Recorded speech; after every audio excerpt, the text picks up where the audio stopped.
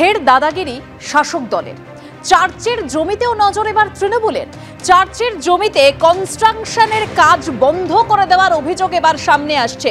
চার্চের জমিতে অর্থাৎ বেহালায় চার্চের জমিতে সংস্কারের কাজ বন্ধ না রাখলে নার্সিং কলেজ, বৃদ্ধাশ্রম, অনাথ আশ্রমেও ভাঙচুরের হুমকির অভিযোগ।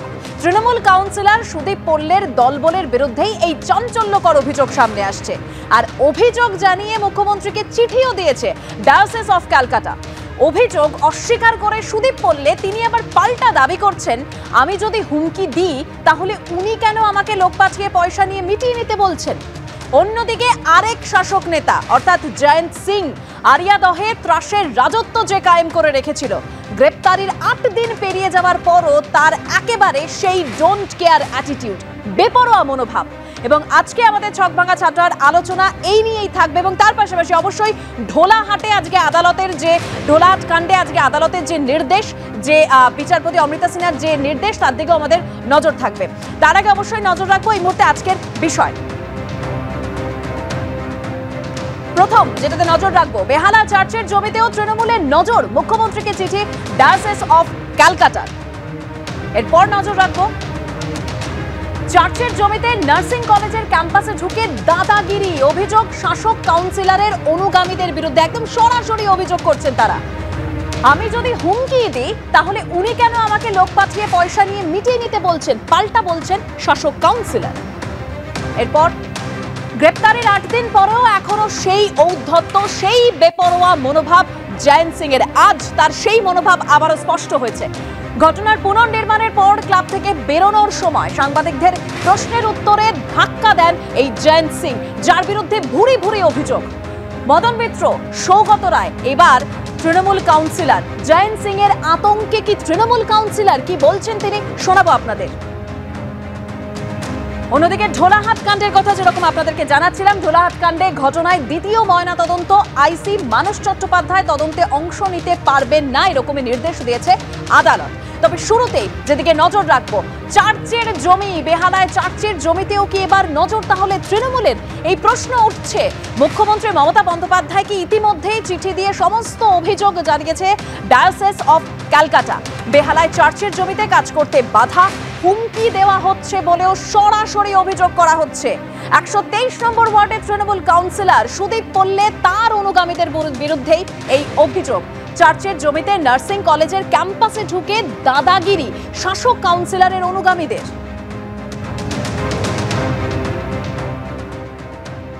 আপনার হচ্ছে বেহালায় ডায়মন্ড হারবার রোডে Sister Florence College of Nursing এ এখানেই একটা নির্মাণকে ঘিরে বিতর্ক তৈরি হয়েছে এবং বিতর্ক এমন মাত্রায় পৌঁছেছে যে এই এলাকার শাসক দলের কাউন্সিলরের নাম করে তার দলবদলের বিরুদ্ধে একাধিক অভিযোগ করে মুখ্যমন্ত্রীকে চিঠি দিয়েছে ডায়োসিস অফ ক্যালকাটা। আমরা যেখানে আছি, এই যে রাস্তাটা তৈরি হয়েছে, নতুন রাস্তা, সেই রাস্তা তৈরিতেও বিতর্ক তৈরি হয়েছে এবং অভিযোগ করা হচ্ছে এই রাস্তা বন্ধ করে দেওয়ার জন্য বাইরে থেকে কাউন্সিলরের লোকজন এখানে এসে তারা ছবি তুলে নিয়ে গেছেন। আমরা যে জায়গায় দাঁড়িয়ে আছি সেখানে একটা কনস্ট্রাকশন তৈরি হচ্ছে, আমরা দেখতে পাচ্ছি সেই কনস্ট্রাকশন বন্ধ হয়ে আছে এবং সেখানেও অভিযোগ করা হচ্ছে এই কনস্ট্রাকশন বন্ধ করে দেওয়া হয়েছে এবং সেখানে পুরসভার নোটিশ দিয়েছে এবং তার আগে কাউন্সিলরের দলবল এসে এই কনস্ট্রাকশন বন্ধ করার একদম দাবি করে গেছে। এবং শুধু এই জায়গাটা নয়, এই যে কম্পাউন্ডের মধ্যে আমরা আছি সেখানে একটা পুকুর দেখতে পাচ্ছি, যে পুকুর ভরাটের অভিযোগ উঠছে, যদিও পুকুরটাকে সাজিয়ে রাখা হয়েছে এখনো পর্যন্ত দেখতে পাচ্ছি। এবং এই যে কম্পাউন্ড, বিশাল কম্পাউন্ড, প্রায় 78 বিঘে জমি ডায়মন্ড হারবার রোডে, একদিকে হচ্ছে অক্সফোর্ড মিশন, অন্যদিকে এই যে নার্সিং কলেজ, মেয়েদের কলেজ, এখানে মেয়েদের হস্টেল আছে, এখানে একটা HIV হাসপাতাল আছে, প্রার্থনা গৃহ আছে এবং উল্টো দিকে যে অক্সফোর্ড মিশন সেখানেও স্কুল আছে, হস্টেল আছে। অর্থাৎ ডায়োসিস অফ কলকাতার অধীনে দুটো জায়গা মিলিয়ে রাস্তার দুপাশে প্রায় 78 বিঘে জমি। সেই জমিতে যেখানে অভিযোগ করা হচ্ছে মুখ্যমন্ত্রীকে চিঠি লিখে যে সেই জমিতে তারা যখন নির্মাণ করছেন সেই নির্মাণে বাধা দেওয়ার পাশাপাশি হুমকি পর্যন্ত আসছে স্থানীয় কাউন্সিলরের দলবদলের বিরুদ্ধে। যদিও স্থানীয় কাউন্সিলর দাবি করছেন এটা একদম বেআইনি নির্মাণ এবং পুরসভার তরফে নোটিশ দেওয়া হয়েছে, যদিও এখানকার কর্তৃপক্ষ দাবি করছেন যে নোটিশ পুরসভা দিয়েছে তার প্রত্যুত্তরে তারা সমস্ত কিছু চিঠি জমা দিয়েছেন এবং কোনো কাগজপত্র তাদের কাছে নেই এমনটা নেই। অর্থাৎ গোটা তাদের মালিকানাধীন জমি তারা দাবি করছেন। কিন্তু সেক্ষেত্রে প্রশ্ন উঠছে যে পুরসভা নোটিশ দেবে, কিন্তু তার আগে কাউন্সিলরের লোকজন এসে কেন এই চার্চের জমিতে, যেখানে শিক্ষা প্রতিষ্ঠান, মেয়েদের কলেজ, সেই অন্দরে ক্যাম্পাসের মধ্যে তারা ঢুকবেন এবং জোর করে ঢোকার পর্যন্ত অভিযোগ উঠছে। সব মিলিয়ে চার্চের জমিতেও শাসকের কি তাহলে নজর লাগলো? এই প্রশ্ন ঘুরে ফিরে আসছে। যদিও এই বিতর্কে স্বয়ং যে ডায়াসিস অফ কলকাতার তরফে আশা করা হচ্ছে যে এই অভিযোগ যে করা হয়েছে শাসক দলের দল মানে কাউন্সিলর এবং তার দলবলের বিরুদ্ধে, গোটা বিষয়ে মুখ্যমন্ত্রীর কাছে তারা চিঠি লিখে জানিয়েছেন। মেয়রের সঙ্গে তাদের কথা হয়েছে এবং তারা আশাবাদী সমস্যার সমাধান হবে, কারণ তারা সঠিক পথে আছেন। ক্যামেরায় শ্যামল জানার সঙ্গে কৃষ্ণেন্দু অধিকারী, এবিপি আনন্দ, কলকাতা। আমি সরাসরি এখান থেকে মৃত্যুঞ্জয়ের কাছে যাব। মৃত্যুঞ্জয়, আমরা রামকৃষ্ণ মিশনের জমির ক্ষেত্রে দেখেছিলাম, এবার চার্চের জমির ক্ষেত্রে দেখছি, যেখানে মমতা বন্দ্যোপাধ্যায় স্পষ্ট বলে দিয়েছেন যে বেআইনি কোনো রকম ভাবে জমি দখলের ক্ষেত্রে কোনো শাসক দলের নেতাকর্মীরা তারা যুক্ত থাকবেন না। তারপরও একেবারে সেই একই অভিযোগ, সেই হুমকি, সেই মানে হুমকির অভিযোগ, সেখানে সংস্কারের কাজ বন্ধ করে দেওয়ার অভিযোগ করা হচ্ছে। দুটো সম্পূর্ণ আলাদা জিনিস। এখানে আপনি যেটা বলছেন, মমতা বন্দ্যোপাধ্যায় বলেছেন যে কোনো ধরনের জমি দখল বা কারোর সাথে তৃণমূল কংগ্রেসের বা কাউন্সিলররা থাকবে না। এখানে ইল্লিগাল কনস্ট্রাকশনের কাউন্সিলর বলছে যে ইল্লিগাল কোনো কনস্ট্রাকশনের অভিযোগ পেয়েছেন এবং তিনি কর্পোরেশনে অভিযোগ করেছেন এবং কর্পোরেশন থেকে নোটিশ দেওয়া হয়েছে। সেখানে নোটিশ অনুযায়ী মৃত্যুঞ্জয় যে তাদের কাছে সমস্ত আইনি পেপার রয়েছে। এক দুদিকের বক্তব্যই শোনালেন। এখানে সমস্ত যদি আইনি থাকেন তাহলে উনি যখন কর্পোরেশন থেকে ওনাকে নোটিশ করা হয়েছে সেখানে তার যথাযুক্ত উনি পেপার দেবেন, সেখানে দেখবেন। যদি কোনো অভিযোগ না থাকে তো কোনো অসুবিধা নেই। হ্যাঁ, এই বিষয়ে আমাদের দলের তরফ থেকে বা মানে কর্পোরেশনের তরফ থেকে মেয়র ফিরহাদ হাকিম যেটা বলেছেন সেটাই আমাদের শেষ কথা। উনি বলেছেন যে অভিযোগ থাকলে নিশ্চিতভাবে কাউন্সিলর কর্পোরেশনে জানাবেন এবং কর্পোরেশন থেকে যে নোটিশ দেবে সেগুলো জানবেন। ইল্লিগাল কনস্ট্রাকশনের জন্য কাউন্সিলরের কোনো জনপ্রতিনিধির নিজস্বভাবে যাওয়ার কোনো অধিকার নেই বা আইনত তিনি যেতে পারেন না। এটা যখন মেয়র নিজে বলছেন, আমার মনে হয় যে কোনো কাউন্সিলর এই ধরনের অভিযোগ যথাযোগ্য স্থানে কেএমসিতে যাওয়া উচিত। একটা কথা বলি, যদি পুকুর বোঝানো মানে যেরকম অভিযোগ করছেন, পাল্টা অভিযোগ করছেন সুদীপ পল্লে, যে পুকুর বোঝানোর ঘটনা যদি ঘটে তাহলে কাউন্সিলরের অনুগামীরা কেন যাবে? তাহলে তো বিল্ডিং বিভাগ যাবে না। আমারও তো বলছি যে হ্যাঁ, আমি তো বারবার বলছি কাউন্সিলর কোন অনুগামী তো যাওয়ার প্রশ্নই নেই। ইভেন কাউন্সিলরও যখন ববি হাকিম বলছেন, দেখুন উনি অভিযোগ করেছেন, উনি অভিযোগ করুন সরকারি, বা উনি যদি ওরকম কোনো অভিযোগ মনে হয় তাহলে উনি প্রশাসনের কাছে যান, পুলিশে অভিযোগ করুন। আমাদের বক্তব্য হলো দল পরিষ্কার বলছে যে এই ধরনের কোনো কিছুর মধ্যে কোনো জনপ্রতিনিধি থাকতে পারবে না। তৃণমূল কংগ্রেস এই ধরনের কোনো কাজকর্মকে যদি বেআইনি কাজকর্ম হয় সমর্থন করে না। হ্যাঁ, কাউন্সিলরের অভিযোগটা মারাত্মক। জমি মানে এই পুকুর দখল হোক বা ইল্লিগাল কনস্ট্রাকশন, এটাও মারাত্মক অভিযোগ। কেউ চার্চের নামে বা কোনো কিছুর নামেই, সে রামকৃষ্ণ মিশনের নামেই হোক বা চার্চের নামেই হোক, বেআইনি কোনো কিছু করতে পারে না। তার জন্য নিশ্চিতভাবে কর্পোরেশনে যদি নোটিশ পাঠায়, ওরা তার যথাযুক্ত যে পেপারগুলো আছে উনি নিয়ে দেখাবেন। তৃণমূল কংগ্রেস আলাদাভাবে, তৃণমূল কংগ্রেস এগুলোকে সমর্থন করতে চাইছেও না, সমর্থন করছেও না। এবং ববি হাকিম আমাদের মাননীয় মেয়র যিনি যেটা বলেছেন এই বিষয়ে, যে কর্পোরেশনে কমপ্লেন করুন, কেএমসি আছেন, তা সেখানে লিগালভাবে কমপ্লেন করতে পারে, কাউন্সিলর নিজে না যাওয়াই উচিত। সেটাই আমাদের দলের বক্তব্য। আমি এবার সজলদার কাছে যাবো। সজলদা, এত চতুর্দিকে এত পুকুর বুঝিয়ে পরপর বেআইনিভাবে কনস্ট্রাকশন হয়ে গেল, সেখানে কারণ নজর পড়লো না? এখানে যখন কাজ করতে যাচ্ছে সেখানে বেআইনি বলে বাধা দেওয়া হচ্ছে না। প্রথম আমি বলি যে দুটো বিষয়। এক হচ্ছে যদি বেআইনি হয়, আমি ধরে নিলাম তর্কের খাতিরে যেটা বেআইনি হচ্ছে, আমি বললাম যে চার্চ তরফে যেটা জানানো হয়েছে সম্পূর্ণ মিথ্যে। আমার প্রশ্ন হচ্ছে কাউন্সিলর সেখানে নিজে যাবেন কোন অধিকারে? দল বল তো পরের কথা, কাউন্সিলর তো আইন নয়।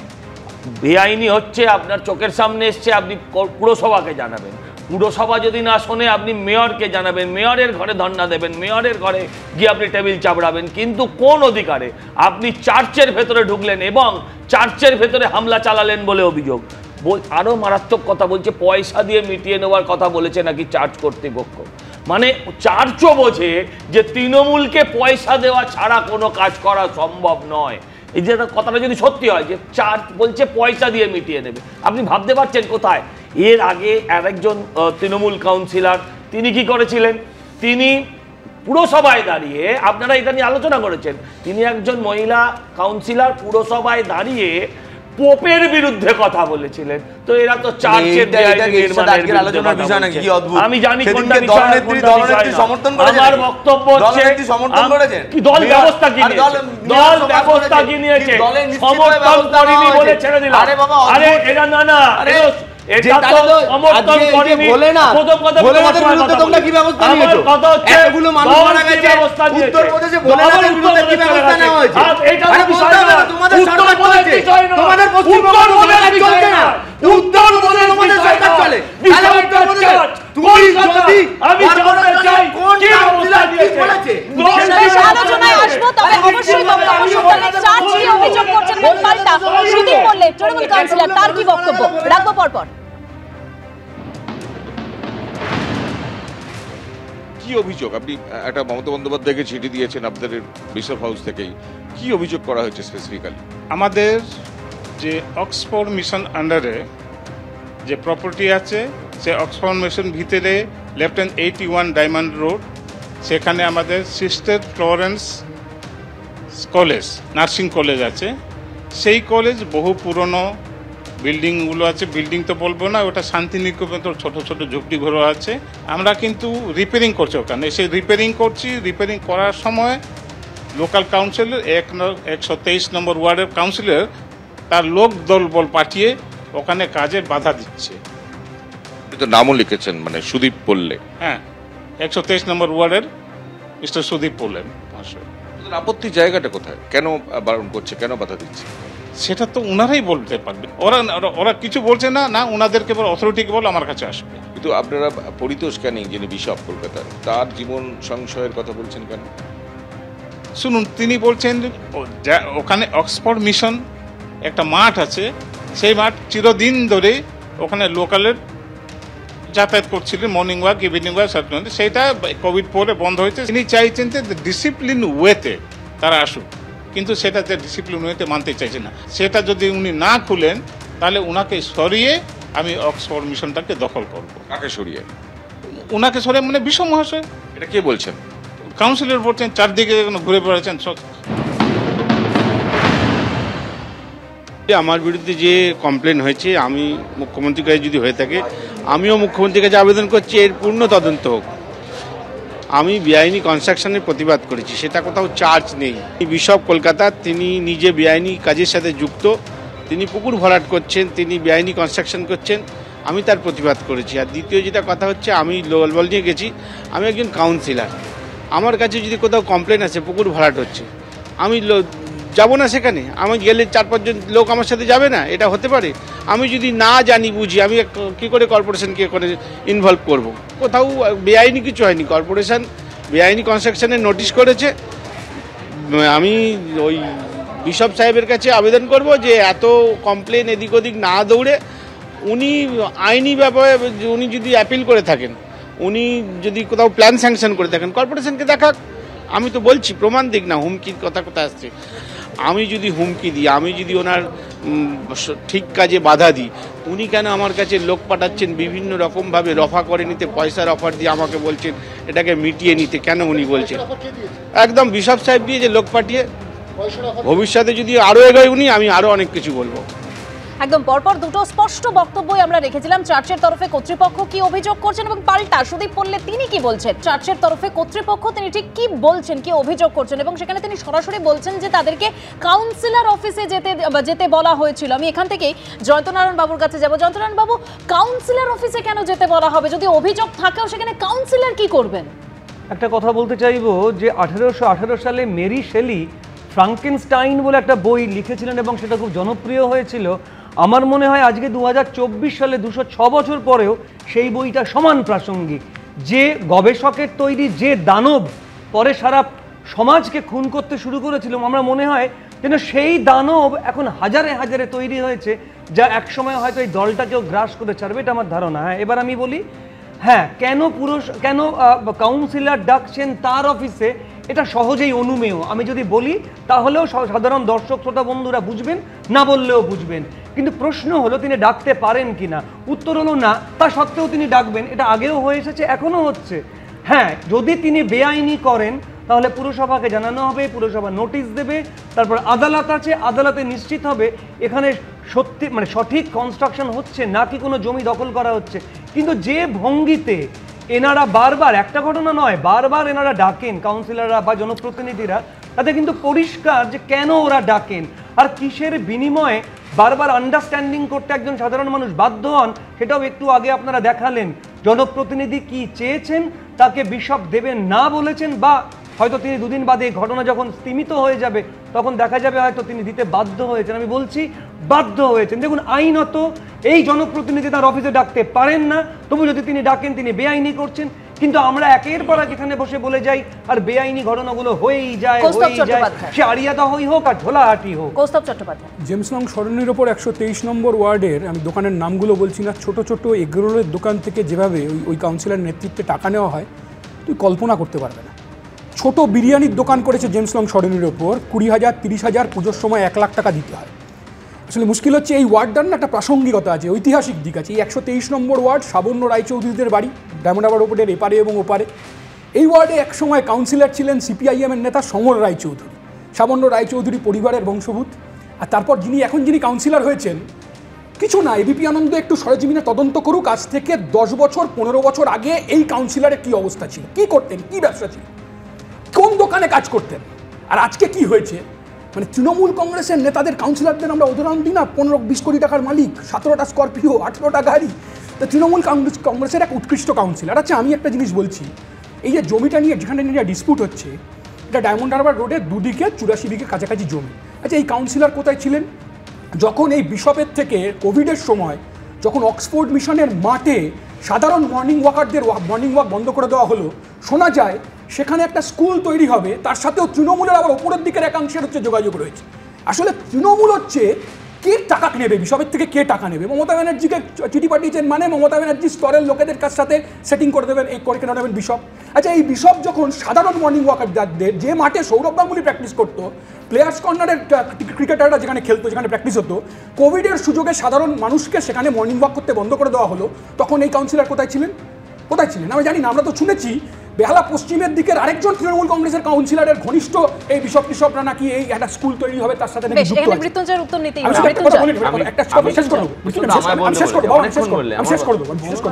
আমি শুধু বলছি এটা আলোচনা করো, তুমি খেয়াল করো সুভাষ বোসের আত্মীয়র কাছ থেকে টাকা চাইছিল, সুভাষ বোসের আত্মীয় সংসদের থেকে টাকা চেয়েছিল, মনে আছে তো? হয়েছে, সুগত বসুর কাছ থেকে টাকা চেয়েছিল। সিপিএম এর সময় একের পর এক সিপিএম এখন পশ্চিমবঙ্গে শূন্য হয়েছে, এইসব কথা। সিপিএম এর সময় কি হয়েছে আমরা সব জানি। সিপিএম এর সময় প্রত্যেকটি মানুষের কাছ থেকে এইভাবে পার্টি অফিস থেকে ডেকে আমরা তো চলছে না, এখন চলছে না, এই যে আমরা এই সময় আমরা বলছি এগুলো ঠিক নয়, যাও আত্মঘাতী পথে চলছো কেন ভাই? আমাদের মেয়র বলছে এগুলো ঠিক নয়, মেয়র ব্যবস্থা নিয়েছে ও ঠিক নয়, ঠিক নয়, এরা প্রত্যেক জায়গায় বলছে যে যাওয়া উচিত নয়। তারপরে কি করবে? আমার তৃণমূল কংগ্রেস না, একে দল থেকে বহিষ্কার করেছে। বারবার করে এই জমি দখলের বারবার একই অভিযোগ উঠে আসছে। বিশ্বনাথ দা, আমি সবাইকে থামালাম। আমি তোমাকে সাংবিধানিক অধিকারের জায়গা থেকে বলছি, সংবিধানের 29 নম্বর ধারাতে বলা আছে যে protection of the interest of the minority which includes the right two established and administer the educational institution. ফলে খ্রিস্টানদের যে এডুকেশনাল ইনস্টিটিউশনগুলো আছে, সেটা নার্সিং কলেজ হতে পারে বা অন্য কোনো সাধারণ কলেজ হতে পারে, এগুলো পরিচালনা করার এখতিয়ার সংবিধানের 29 নম্বর ধারায় দেওয়া আছে। ফলে সাংবিধানিক মানে যারা প্রোটেকশনে আছেন খ্রিস্টান সম্প্রদায়ের মানুষরা মাইনরিটির মধ্যে পড়েন। অবশ্যই আমি আশা করব যে মাইনরিটি মানে কেবলমাত্র মুসলিমরা নয়, মাইনরিটি মানে খ্রিস্টানরাও পড়েন। ফলে খ্রিস্টানদের এই যে শিক্ষা প্রতিষ্ঠান নার্সিং, সেইটাকে নিয়ে কেন এত টানা হেঁচড়া করছে? সেখানকার অ্যাডমিনিস্ট্রেট বা পরিচালনা প্রশ্নে তৃণমূল কংগ্রেসের কাউন্সিলর কেন হস্তক্ষেপ করছে? এবং একই সাথে যে প্রশ্নটা আসছে যে দেখো, মানে তৃণমূল কংগ্রেস এবং জমি কার্যত বহু জায়গায় সমার্থক শব্দ হয়ে যাচ্ছে, অর্থাৎ যেখানেই জমি সেখানেই তৃণমূল কংগ্রেস, যেখানেই কনস্ট্রাকশন সেখানেই তৃণমূল কংগ্রেস।